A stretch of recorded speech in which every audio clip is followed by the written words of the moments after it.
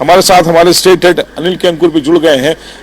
Sir, जिस तरह से देखा जा रहा है कि अब मुख्तार अंसारी का पोस्टमार्टम हुआ, बॉडी जा रही है, बयानबाजी शुरू हो गई, बसपा के जो विपक्ष के नेता हैं उन्होंने सवाल खड़े किए, जांच की बात कर रहे हैं।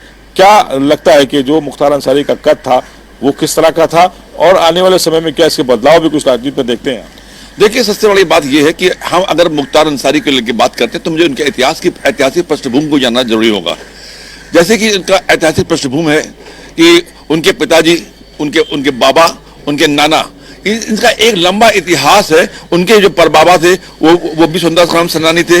उनके जो बाबा थे वो हामिद अंसारी जी, वो उपराष्ट्रपति रहे हैं। और इसके अलावा उनके नाना ब्रिगेडियर थे, और ब्रिगेडियर होने के साथ साथ उन्होंने 1947 में जो भारत और उसके ब्रिटिशर्स के बीच में युद्ध हुआ था उसमें वो अच्छा लड़े थे।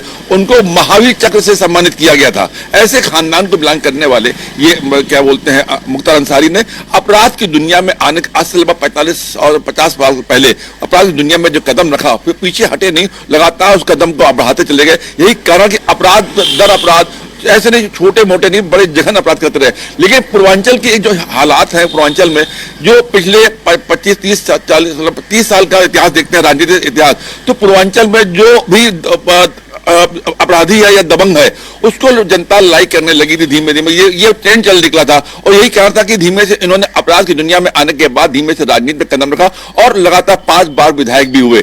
जब ये नियम बना कि अगर कोई केस साबित हो जाता है और साबित होने के बाद उसमें कन्विक्टेड हो जाता है आदमी, तो वो चुनाव नहीं लड़ सकता। अगर कभी 2 साल से अधिक की सजा होती है तो उनका चुनाव लड़ना इस तरीके से रुका।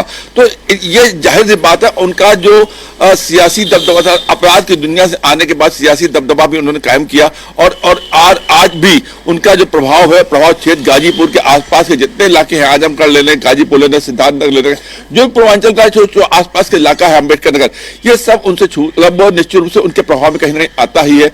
और जिस तरीके से घटनाक्रम कल हुआ उसको लेकर भी तमाम सवाल उठ रहे हैं लगातार, राजनीतिक नेताओं से लेकर के सभी जो सोशल वर्कर हैं वो लोग भी इस बार सवाल उठा रहे हैं। तो ऐसी स्थिति में कहा जा सकता है कि इनका कहीं ना कहीं किसी न किसी रूप में राजनीतिक जो चुनाव हो रहा है, और चुनाव में कहीं न कहीं ये प्रभाव डालेगा, और प्रभाव का कहीं ना कहीं असर होगा। और किसके पक्ष में आता है ये तो चुनाव परिणाम ही बताएंगे, लेकिन इसका असर से इनकार नहीं किया जा सकता। जी।